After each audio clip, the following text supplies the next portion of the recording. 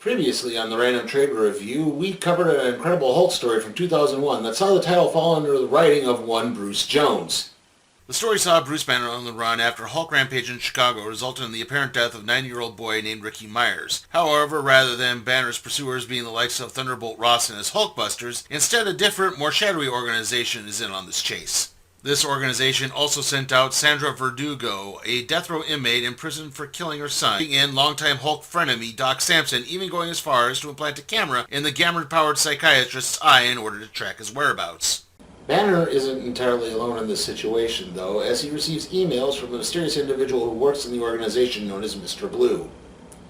The emails from Mr. Blue keep Banner abreast as to any organizational activity going on in the general vicinity. As this plays out, Banner is also honing his meditation skills in an attempt to once more keep the Hulk at bay. Eventually, Sandra manages to corner Banner and reveals a wrinkle. Ricky Myers is the son that she had with Doc Samson, and is the son that she was convicted of killing. In reality, Ricky is still alive. Sandra makes Banner promise to find Ricky and get him to safety before apparently sacrificing herself to allow Banner's escape. There's one final twist, though, as it turns out the agents of the organization have been given the ability to somehow regenerate from death. The story of Bruce Jones's run on the Hulk now continues. This is Incredible Hulk, Boiling Point. In the town of Miser, Colorado, Harry Smith is disappointed to find out that stockbrokers are actually expected to make money, and when they don't, they get fired. Intensely distraught, Harry walks into a convenience store and pulls out a gun. Bruce Banner just happens to be a patron of this store and briefly contemplates hulking out, but thinks otherwise and just surrenders to Harry.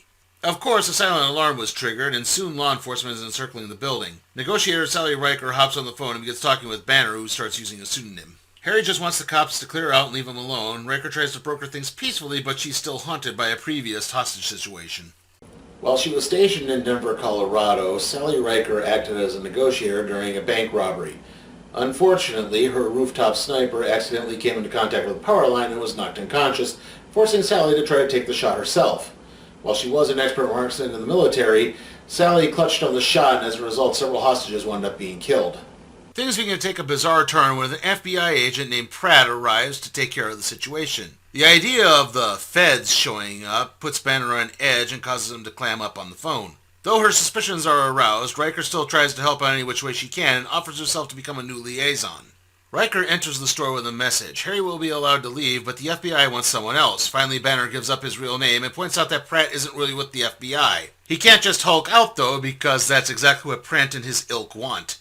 Yeah, this story really isn't very subtle, is it? Banner is convincing enough to turn Sally Riker. After all, why would the FBI be so interested in a small-town convenience store robbery? So Harry releases some of the hostages, knowing that Pratt won't shoot innocents, and prepares to depart out the back door with Banner and Riker. However, Harry briefly stops to pick up a penny, and it's then that he's shot by a sniper. Thus, the notion of finding a penny on the ground being considered good luck is thoroughly disproved.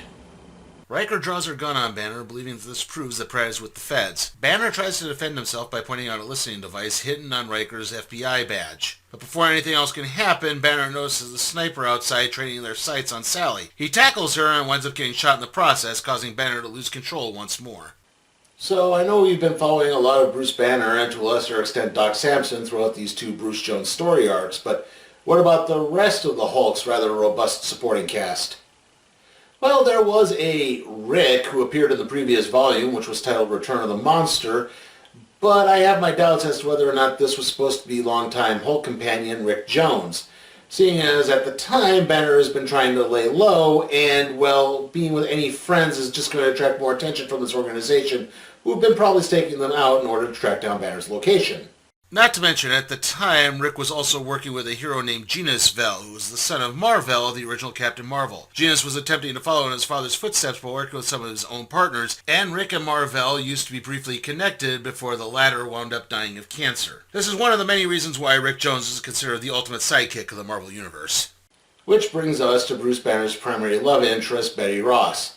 Now, the two would eventually get married and even live briefly through a time where Banner managed to merge with the Green and Grey Hulk personas in his mind to create an individual known as Professor Hulk, which was basically the Hulk with upped confidence and Bruce Banner's intelligence.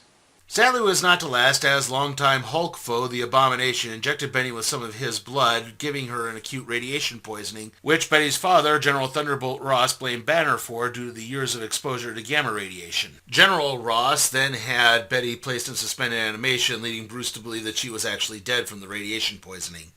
Now, this might wind up paying off in a later storyline, but for now, let's return to Boiling Point.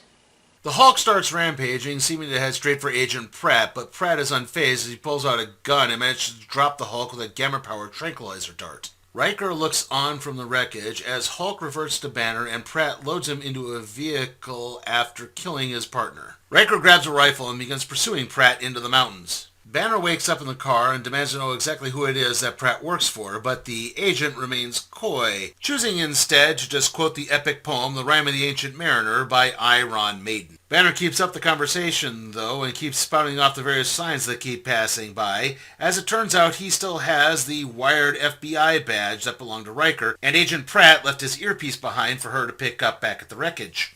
Eventually, Pratt loosens up and admits that his employers are looking to create some gamma-powered super soldiers. All of their subjects have had the unfortunate side effect of exploding, so they need a sample of Bruce Banner's blood to see what makes him special. The tranq dart that Pratt shot Banner with also managed to procure a sample of his blood, so Banner is no longer needed, and Pratt can get rid of him any so time he chooses. It's then that Riker catches up with the vehicle, takes aim with her rifle, and fires. She misses Pratt, but hits Banner, causing another Hulk out. The Hulk starts going after Pratt, causing their car to swerve back and forth across the road. Riker manages to finally halt the swerving by causing her car to crash into the vehicle. This allows Pratt to grab a hold of her and dangle her over the edge of a cliff. However, Riker grabs the syringe full of Banner's blood and stabs Pratt with it, causing him to fall over the cliff's edge to his apparent death. Hulk reverts to Banner and manages to pull Riker to safety just in time. And that concludes our look at the Incredible Hulk, Boiling Point. How was it?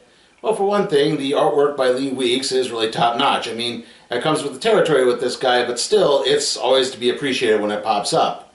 And to be honest, the pacing of the storyline really does a good job of ratcheting up the tension. It's very intense, very pulse-pounding. I mean, in a way, you kind of forget that the Hulk really barely appears in this at all. That being said, yeah, this is pretty filler. I mean, it's just kind of there. The story is not bad necessarily. It's just, at 4 issues, it's really kind of paltry, and outside of the appearance of Pratt, there's not really an existential threat from the organization at all from the first volume. So you kind of get the idea that, yeah, this is just meant to bridge in between 2 bigger story arcs, which it kind of does. In fact, one would wonder why this was its own separate volume, when it really probably worked better just being part of Volume 1 as well. Then again, I know I complain a lot about those sorts of things when I get to, say, another story arc where one other point where there's one other story tacked on at the end and I complain about it. But still, in this case, yeah, I think it would have done a lot better to just fold it into Volume 1. Still, like I said, this isn't bad. It's rather enjoyable. But then again, if you're a new reader, you would probably want to start with Return of the Monster first. So I'm going to give Incredible Hulk Boiling Point a C. And with that, let's see what we're doing next time on the Random Trade Review.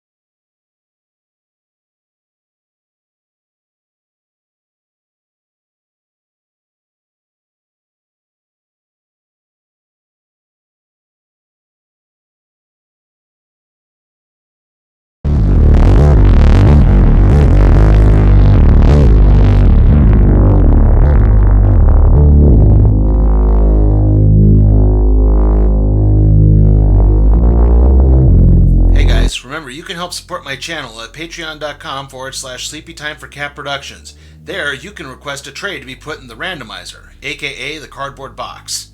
Also, remember, like, comment, share, subscribe, and ring that notification bell.